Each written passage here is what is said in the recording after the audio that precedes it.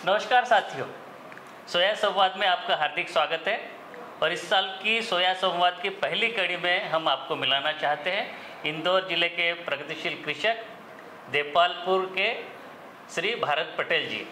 ये काफ़ी इनका नाम चलता है, सोयाबीन की खेती में बहुत अच्छा उत्पादन लेते हैं। बचपन से सोयाबीन की खेती करते आए हैं और कई सारे किसान इनके साथ में जुड़े हुए हैं जो कि इनकी सलाह लेते हैं। भारत पटेल जी, आपका स्वागत है इस कार्यक्रम में।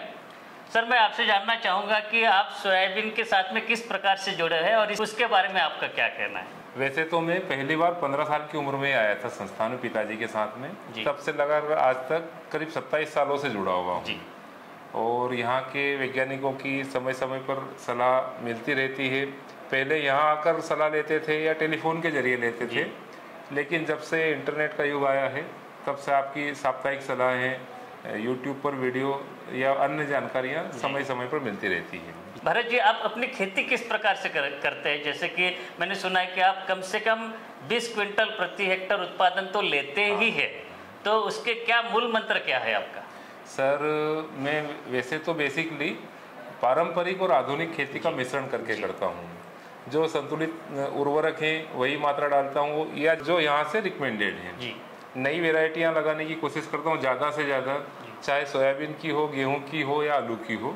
मैं ज़्यादातर नई वेराइटियाँ ही लगाता हूँ और बहुत अच्छा उत्पादन मिलता है। बाकी किसान आपके साथ में जुड़ते हैं तो वो क्या देखते हैं आपके साथ में? जैसे कि आप दूसरे किसान आपसे पूछते होंगे कि आप इस प्रकार से खेती करते हैं, तो उसमें आप उन लोगों को किस प्रकार से मार्गदर्शन देते हैं? सर, जो आप लोगों से यहाँ से सीखने को मिलता है या और कहीं से पढ़कर, सुनकर या देखकर सीखते हैं साइंटिस्टों से, वो मैं गाँव में किसानों के बीच में वो जानकारी शेयर करता रहता हूँ और अच्छा फायदा भी मिलता है किसानों को। भरत जी, एक बात आपसे जानना चाहेंगे कि हम पिछले कई सालों से कोशिश कर रहे थे बीज उपचार को प्रमोट करने की या कतारों की जो सोयाबीन की दूरी है वो बढ़ाने की, तो आप क्या मानते हैं कि किसान इसके बारे में धीरे धीरे जागरूक हो रहे हैं? बिल्कुल सर, किसान अब तो पहले से बहुत ज़्यादा जागरूकता आ चुकी है। पहले तो गांव में इक्का दुक्का किसान ही ट्रीटमेंट करते थे जी। अभी वर्तमान में यह हालत है कि करीब 75-80% किसान ट्रीटमेंट अपनी मर्जी से कर रहे हैं। पहले आप लोगों को यहाँ से फोर्स करना पड़ता था, समझाइश देनी पड़ती थी, लेकिन अब तो किसान अपने आप ही ट्रीटमेंट कर रहे हैं और उसका बेनिफिट भी उनको अच्छा मिल रहा है। जहाँ तक कीट नियंत्रण की बात है भारत जी, तो हम लोग कह रहे हैं कि जो पत्ती खाने वाली इल्लिया है वो बहुत सारा नुकसान करती है और कई सारे जो इसके ऊपर हमारे जो दवाइयाँ अनुशंसित की गई है, तो ये हम देखते हैं कि किसान भाई पूछते हैं कि अनुशंसित दवाओं के साथ में दूसरे कोई अन्य दवा को भी मिला लेते हैं, या कई बार ये भी करते हैं कि उसमें खरपतवार नाशक भी मिला लेते हैं या कोई भी और भी दूसरी दवाइयाँ मिला लेते हैं। तो आप क्या मानते हैं कि ये ऐसे करना सही है? बिल्कुल सर, आप यहाँ से जो भी रिकमेंडेशन जारी करते हैं वे काफ़ी सारे शोध के बाद में ही यहाँ से कोई सी भी एडवाइजरी या सलाह जारी होती है। अब हम उन चीज़ों को अगर पालन करें तो ठीक है, अगर हम हमारी मर्जी से करते हैं 3-4 तरह की दवाइयाँ मिक्स करना या मन माफिक मात्रा डालना, कम ज़्यादा पानी डालना, तो उसके साइड इफ़ेक्ट देखने को मिलते हैं और कई खेतों में इसके तो प्रत्यक्ष प्रमाण भी देखने को मिले हैं।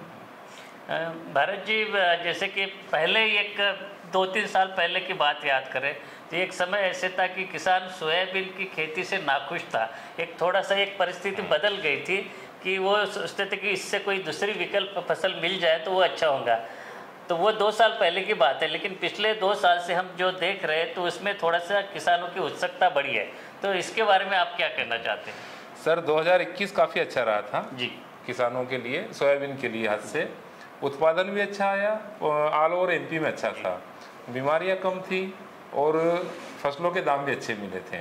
2021 में लगभग कहीं कहीं से सुनने में आ रहा है, कहीं कहीं क्या काफ़ी जगह से येलो मोज़ेक या वायरस, एंथ्रेक्नोज वगैरह कई सारी बीमारियां सोयाबीन में आ रही हैं, ये देखने को मिला है। तो अभी फिलहाल सोयाबीन की वर्तमान स्थिति ठीक है? जो अभी सुनते हैं कि 5,000 के आसपास तो भाव पिछले साल भी मिला है, कई बार 11,000 तक भी भाव पहुंच गए थे। तो मुझे लगता है कि अगर 5,000 भी भाव मिल जाए तो भी घाटे का सौदा तो नहीं है सोयाबीन की खेती। सर, अगर उत्पादन सही आ जाए तो 5,000 भी ठीक ठाक एवरेज है। सर, लागत बहुत ज़्यादा बढ़ चुकी है, 5,000 भी ठीक है, लेकिन उत्पादन का है पूरा। और जो पुरानी वेराइटियाँ हैं सोयाबीन की, जैसे 95-60 हुई, 93-05 हुए, इनमें सर बहुत ज़्यादा रोग प्रतिरोधक क्षमता कम हो चुकी है। और आप तो यहाँ से मना ही बोल रहे हैं, लेकिन किसान भाई थोड़ी थोड़ी आधी ज़मीन में लगा ही रहे हैं। तो मेरा भी सभी किसानों से निवेदन है कि प्लीज़ आप पुरानी वेराइटियाँ बोनी बंद कर दीजिए, क्योंकि उनकी रोग प्रतिरोधक क्षमता पूरी तरह से खत्म हो चुकी है। जब तक हम उन्हें बंद नहीं करेंगे तब तक वायरस, येलो मोज़ेक, एंथ्रेक्नोज जमाने भर की बीमारी आती रहेगी।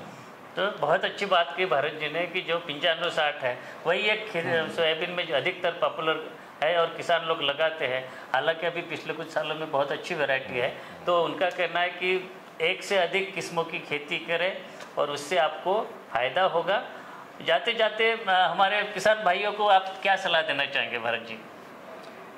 यही है कि आधुनिक तकनीक को अपनाएं, वैज्ञानिकों की सलाह मानें और संतुलित बीज दर का प्रयोग करें, नई वेराइटियां लगाएं, संतुलित उर्वरकों का प्रयोग करें और लाइन से लाइन की दूरी वेराइटी वाइज, अगर अर्ली वेराइटी है तो थोड़ी कम दूरी पर लगा दें, 14, 15, 16 इंच तक, और लेट वेराइटियां हैं तो 17, 18 इंच की रिकमेंडेशन का पालन करें।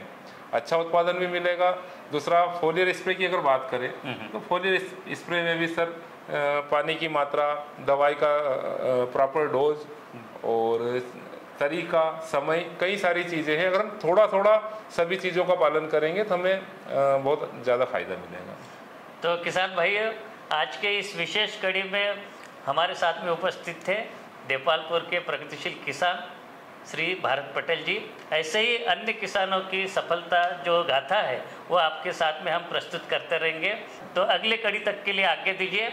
आप सभी को बहुत बहुत धन्यवाद। भरत जी, आपका धन्यवाद। धन्यवाद सर, धन्यवाद।